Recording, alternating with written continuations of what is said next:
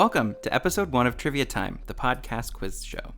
Our program features 5 rounds of 8 questions of varying themes, carefully crafted by our quizmaster, Ricky Lime. Hi there. Hey. I'm your host, Zach Katz, and before we get going, just a little rundown on what to expect. This is our very first episode of Trivia Time, so please bear with us. We're used to doing this in a crowded bar. Yeah, I'm not even really sure how to do this without a plate of tater tots and several empty cocktails in front of me. Oh, yeah. Or Diet Cokes for me. Similar to a pub quiz format, we'll be presenting you with 5 trivia rounds plus a bonus anagram. Themes will be revealed at the start of each round. Answers will be given at the end of each round. If you're keeping score, all correct answers are worth 1 point, unless we tell you otherwise. Categories will vary round to round and episode to episode, but generally you can expect a music audio round, a general knowledge round, a classic subject round, a celebrity pop culture round, and a connections round. For a bonus point, we'll be starting each episode with an anagram and clue. This will be due at the end of round 5. So, without further ado, enough with the rambling. Let's get scrambling. Here is your bonus anagram of the week. Combo with dying. COMBOWITHDYING. And the question or clue that goes along with this anagram is, what is the only movie to win an Academy Award for Best Picture that originally received an X rating? Just as a reminder, this bonus anagram will be due at the end of round 5. So you have plenty of time to think about it if it's tripping you up. Well, now it's time to properly kick things off with round 1. Quizmaster Ricky, you want to reveal the theme for us? I do. So this is going to be a general knowledge round with answers that all contain the letter Z, and it is called Razzle Dazzle. Sassy. Just like me, double Z's. Gotta razzle dazzle them. So all the answers will contain the letter Z. I like it. Okay, question number 1. Who is the Los Angeles-based model, actress, that also fronts the Portland-based musical duo She and Him? So we're looking for the model/actress.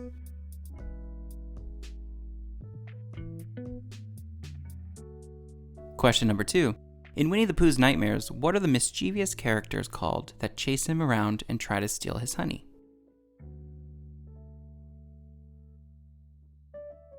Question number 3.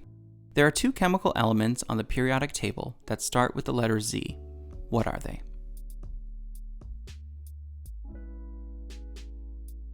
Question number 4. In the animated series Gem, the main villain is described as a spoiled young woman with a bad temper who is the leader of the rock band The Misfits and is violently jealous of Gem and her band, The Holograms. What is her name? Here's a hint. It's not Danzig.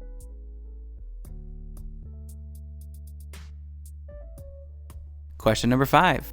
Zanzibar is a semi-autonomous group of islands off the coast of what East African country?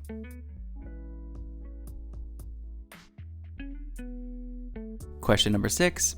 What carnival ride was issued a public warning for fairgoers not to ride on after 4 deaths occurred due to the compartment doors opening mid-ride? This ride appears in 2019's Toy Story 4, but was also featured in a 2012 documentary about its removal at Coney Island, which occurred in 2007, 30 years after the public warning was issued. Question number 7. In 2009, Amazon acquired what Las Vegas-based online shoe and clothing retailer that was valued in an all-stock deal worth $847 million?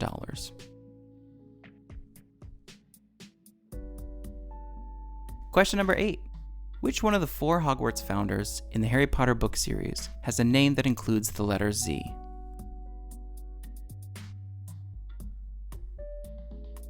Alright, that wraps up round number 1. We're going to give you 10 seconds of music before we head into the answers. And then on to round number 2.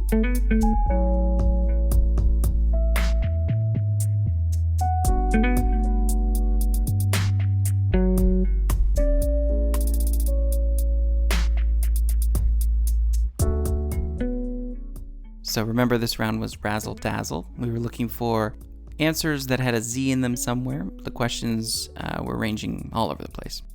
So, number 1, that was that Los Angeles-based model and actress that also fronts the Portland-based musical duo She and Him, and that's, of course, Zooey Deschanel. Gotta love her. Question number 2, Winnie the Pooh's nightmares.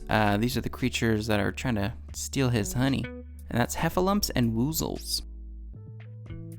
Question number 3, these are the 2 periodic table elements that start with Z. They're zinc and zirconium, and you're going to get half a point for each of those. Question number 4, this was that leader of the rock band The Misfits who was violently jealous of Jem and her band, The Holograms. That is Pizzazz. Also my girlfriend. Yeah, Ricky's girlfriend. And she looks badass. You should Google her. All right, and question number 5 was Zanzibar is a semi-autonomous group of islands off of what West African country? Tanzania was the answer for that one. Question number 6, these are the carnival rides that if you go on, you are crazy. That's the zipper. They're death traps and the doors open. Well, it was one of my favorites as a kid, though. Well, many a flips. No way. Not for me. Question number 7, this is that company that sells mostly shoes, from what I remember them. That's Zappos, and they were acquired in 2009 by Amazon. Question number 8, this is the Hogwarts founder with Z in their name, and that's Salazar Slytherin. That wraps up the answers for round 1. We're going to head into round 2, so Ricky, what do you got for us? Round 2 is a music round, an audio round called Stay Saxy. Oh yeah. It is a music round on songs that feature everyone's favorite woodwind. So we will play about 15 seconds of a saxophone solo, and your job will be to write down the song title and the artist. So half point for song title, half point for artist. Sounds fun. I can't wait.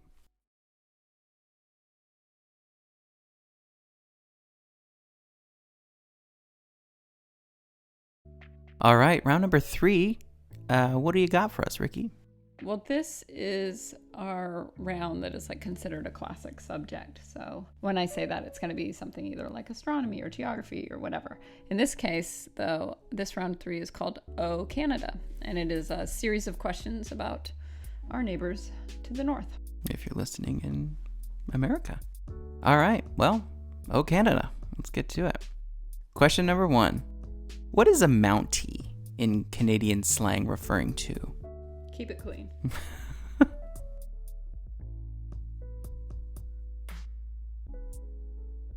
Question number 2. What Canadian recording artist has sold the most albums worldwide?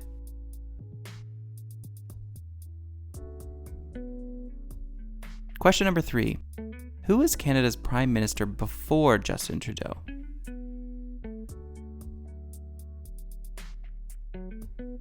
Question number 4. What Canadian smartphone and tablet company, well known for their keyboards, had its first release in 1999 and peaked in worldwide subscribers in 2013?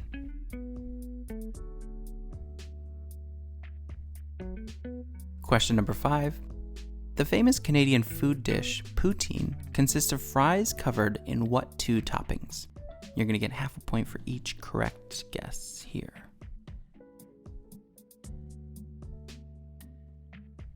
Question number 6. What national holiday is celebrated by Canadians on the last Monday preceding May 25th?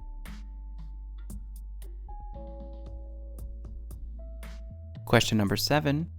Canada has 2 national sports, one for winter and one for summer. What are they? Again, you'll get half a point for each correct answer. Question number 8. What is the most populous city in Canada?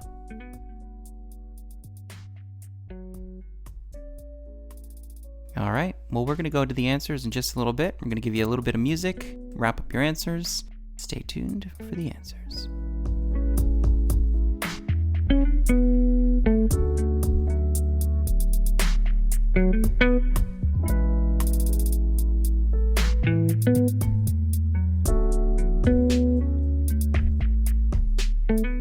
All right, let's get to those answers. Question number 1.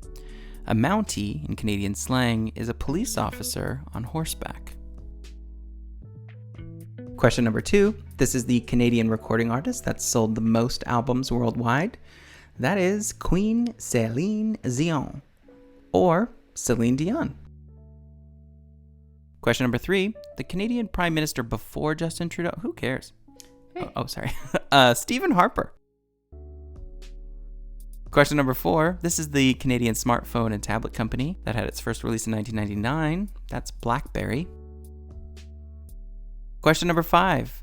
Poutine consists of fries covered in cheese curds and gravy. I don't know why anybody would want to ruin French fries. Yeah, It solid kind question. of looks like barf. Yeah, also a cheese curd. Why? Why? Yeah, I mean, not cheese. Cheese sounds good. Yep. Cheese. Give me the cheese. The cheese curd. Hold the curds. Yeah, hold on. Curd free, please. Question number 6. This is the national holiday. It's such a weird way. It's celebrated the last Monday preceding May 25th. That's Victoria Day or National Patriots Day. And that's got to be the hardest holiday to track ever. If you're like, oh, what's coming up? It's coming up this month. No, who knows? Yeah, who knows? Question number 7. This is the 2 national sports of Canada. The answers are ice hockey for winter and lacrosse for summer. And you get half a point if you got each of those right. Half for each. 1 whole point if you got both. Question number 8. The most populous city in Canada, that's Toronto. All right, round number 4. What's round number 4, Ricky? Round number 4 is called Who Dat, and it is a round on celebrity alter egos. So celebrities, we think we know them, but do we really? This round covers some of the alter ego characters that famous musicians created to throw us all off track, or maybe just because they were bored. I'll let you read an example. Okay, so the example you've got here is Ziggy Stardust. Released in 1972, the 5th studio album from this British musician was titled after his alter ego, Ziggy Stardust, and was described as a fictional, androgynous, bisexual, glam rock star who acts as a messenger for extraterrestrial beings, who is this musician better known as David Bowie. All right. Easy enough. Yeah. Question number 1. Sasha Fierce.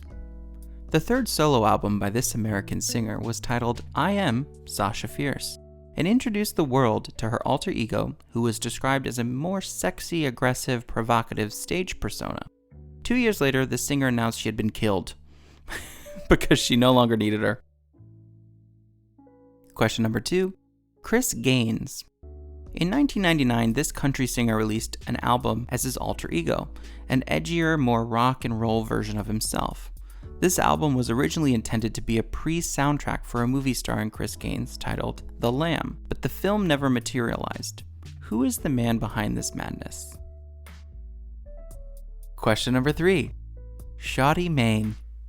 This pop star created his rapper alter ego in 2010 and released a music video for the song Speaking in Tongues, which featured the lyric, "You guys might know me as the guy you know who sings Baby. You know, I'm a singer, pop singer, I'm white." Oh God. I know, it's so bad. Question number 4. Mr. McFisto. A devilish alter ego, this lead singer debuted Mr. McFisto in 1992 as part of the Zoo TV tour. This persona was described as an aging, washed-up rock star who wore gold lame ruffled shirts and platform boots, sexy, but also sported devil horns and would engage in political rants. Not sexy. Not so sexy. Who is the iconic lead singer behind this questionable character who still makes appearances during performances to this day?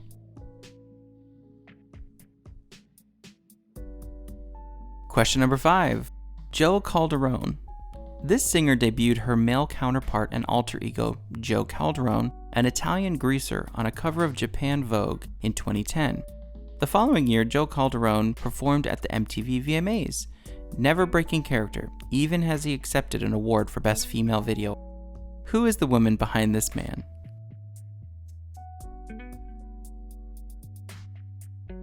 Question number 6. Luke the Drifter. This American country singer-songwriter adopted an alter ego he considered his half-brother, named Luke the Drifter. In 1950, he released his first recordings under this name, which were religious-themed and offered his listeners moral guidance, an irony considering his own alcohol and drug abuse, which led to his death at just 29 years old. Who was this conflicted cowboy crooner?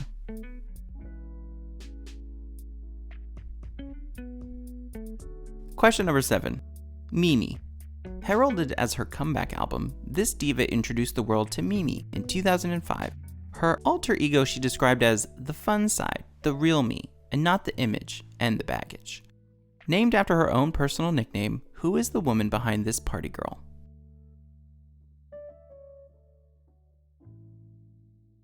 Question number 8. Roman Zelansky. No stranger to alter egos, this female rapper and singer debuted her self-professed favorite alter ego, Roman Zelansky, on the song Roman's Revenge from her debut studio album, Pink Friday. Roman Zelansky is described as a fast-talking, flamboyant British gay man who courts controversy. Also a magnet for controversy, who is the multifaceted musician?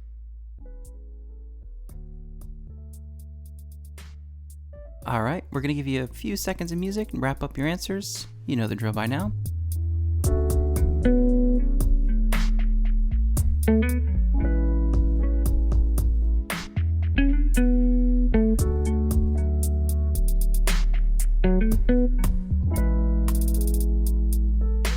And the answers. Question number 1, Sasha Fierce, that's Beyonce. Question number 2, Chris Gaines. That's Garth Brooks. And also, news to me. It was the worst. I had no idea. But I also like that his edgier, more rock and roll, dude, was supposed to be the star of a movie called The Lamb. The Lamb. So hardcore, I can't even. Yeah, I'm glad that film never happened. Question number 3, Shoddy Main is horrifically Justin Bieber. I'm sorry I made you read this. I was like, should I sing this? But then I was like, no, it's rap. And I don't know how he raps it. But it said baby in there. It's not that difficult. No, yeah, there was a little hint. Question number 4. Mr. McFisto is Bono, lead singer of U2. Just the name doesn't sit right with me. Wow, I didn't know this one. Sorry. No. Question number 5. Joe Calderone is Lady Gaga. And I feel like a horrible gay for not knowing that. Question number 6. Luke the Drifter, that was Hank Williams. Number 7. Mimi, that's Mariah Carey. I knew that one. I feel like a good gay now. Sure you did. Number 8. Roman Zelansky, that's Nicki Minaj. Tons of clues in there. Also, a flamboyant British gay man. Would she do an accent? Yeah, heavy British accent. Okay, well, we're moving on to round 5. But before we do, I want to remind you that your anagram is going to be due at the end of round 5 because we're going to give you the answer. So hopefully you've been working on it because it's almost time. So round 5, what do you got for us, Ricky? Round 5 is a connection round, which... My favorite. You like those? I love connection. I do too. It's a series of seemingly unrelated questions and answers that are somehow connected. So question number 8 will be the connection between the answers number 1 through 7. We'll remind you of that. Yeah. Question number 1. What type of animal was featured in the film that took home the Academy Award for Best Documentary Feature in 2005?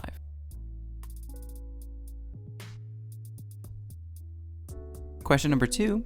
What is the name of the bowling comedy movie that came out in 1996 and starred Woody Harrelson and Bill Murray?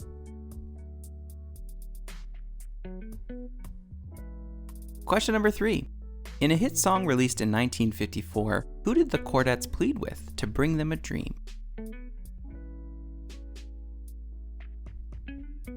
Question number 4. There are 2 types of this scavenging bird prey, categorized as New World, native to North and South America, and Old World, native to Africa. What are they?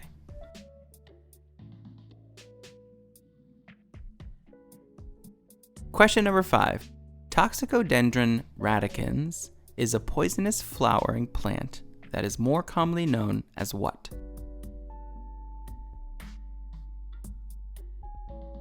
Question number 6. What is the name of the song released in 1973 by Steve Miller Band that features the made-up word pompatus in the lyric line, "Some people call me Maurice, 'cause I speak the pompatus of love"?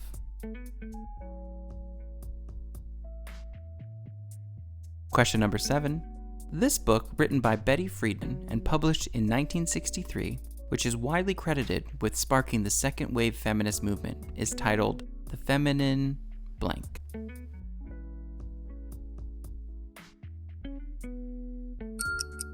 It's connection time! Question number 8 is the connection between the answers for questions 1 through 7.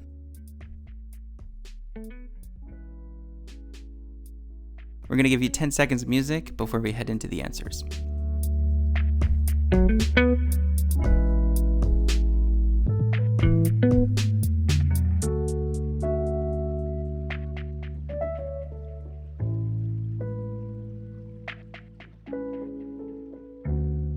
Okay, let's move on to the answers. Question number 1. This is the animal that was featured in the film that took home the Academy Award for Best Documentary Feature in 2005, and that is penguins. Question number 2. This is that 1996 film with Woody Harrelson and Bill Murray, Kingpin.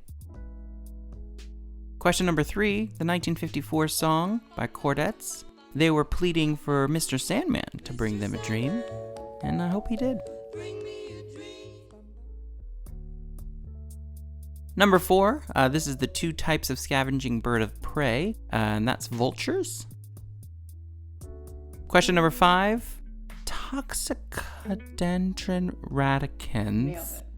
I hope I nailed it. That's poison ivy. Question number 6, this is that Steve Miller Band song from 1973, and that's The Joker.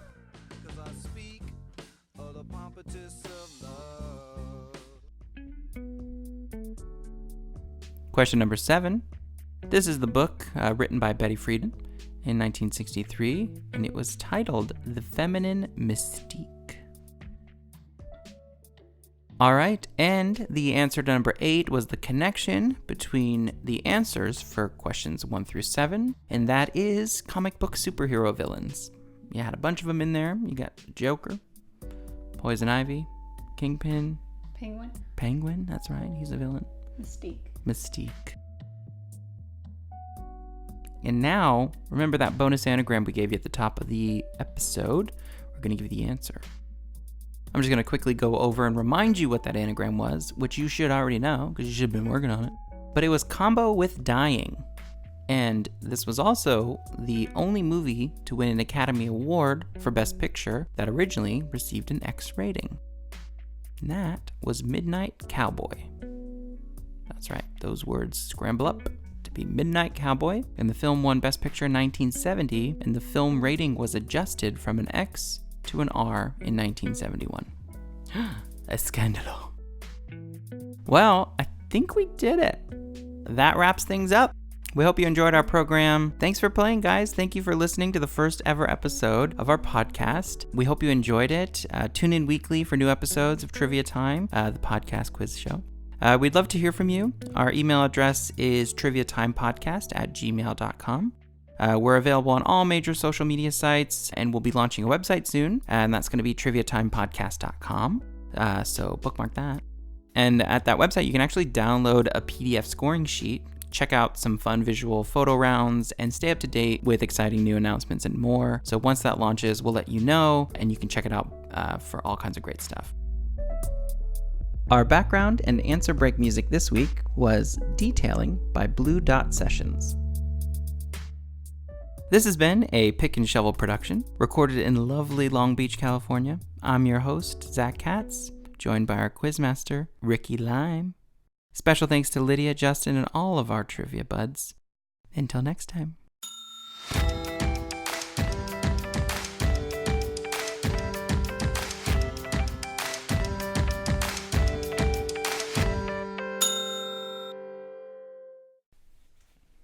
You were saying you want a plate of tater tots and a cocktail. Mm-hmm. We can make that happen. Well, We have the technology. I do have a cocktail. We just need tots. Yeah. All that's missing is tots. Next time. Episode 2. Tot time. Tots, tots, Tot, tots, tot, tots, tot, tots, tots. Everybody!